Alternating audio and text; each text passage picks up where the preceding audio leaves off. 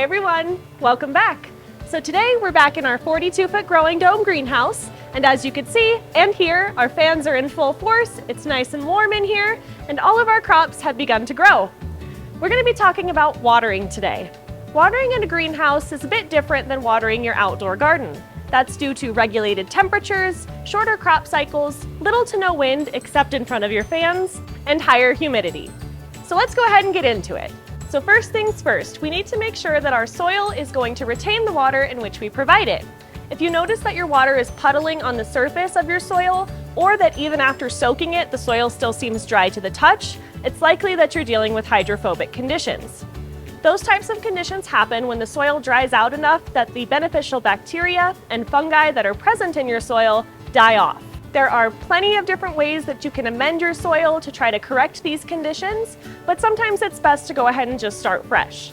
We do have an article linked down below in the description that will help you if you're dealing with this type of a problem. It's best to go ahead and start off with soil that contains some kind of peat moss or cocoa coir, as those will help to retain the moisture. And those types of soil mixes often already contain molasses, which is a great way to help feed that beneficial bacteria. So you should be watering your greenhouse throughout the year, but the frequency of the waterings is going to change depending on the season. In the warmer spring and summer months, you'll probably be watering every day or at least every other day. And in the cooler winter seasons, you'll likely be watering about once a week or so.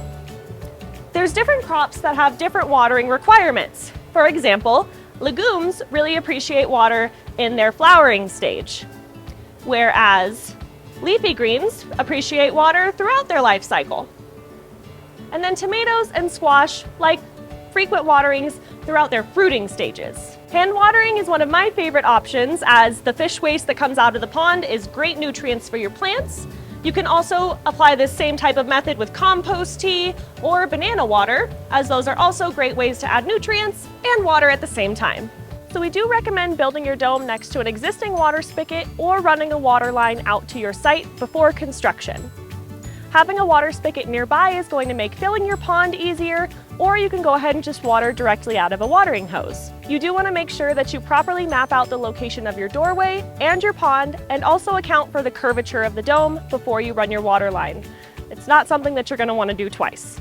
If you are watering out of a watering hose, you do want to make sure that you let the water run through the hose for a couple minutes before you go ahead and apply it to your plants.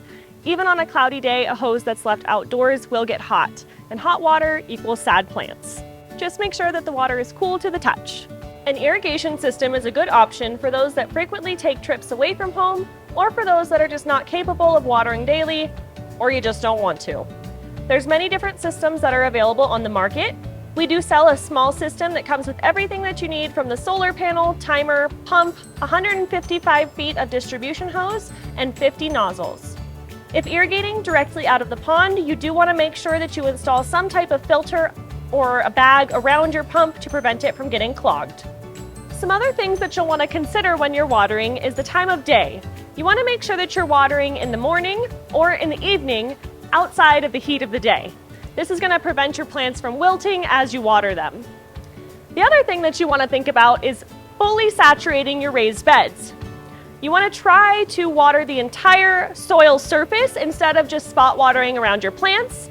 This is going to help saturate the soil thoroughly and ensure that your plant's roots grow deep. Deeper roots means less frequent waterings.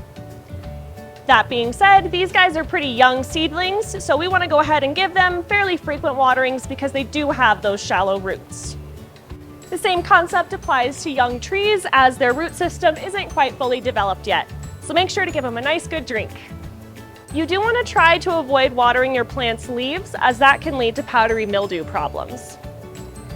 Too much or too little water can lead to issues with pests and mold and powdery mildew, so you do have to try to find a happy medium. You can do a soil test with either your finger or a soil probe. You can also use a moisture meter to test out what the moisture levels are in various areas of your growing dome. You may notice that the southern bed in your growing dome dries out a little bit quicker than the rest of your zones, and that's because this side is going to get the longest amount of sun exposure throughout the day. Your central bed and the beds in the other areas of your dome may not require as much water due to the shade from the shade cloth and the other trees and plants that you have in your greenhouse.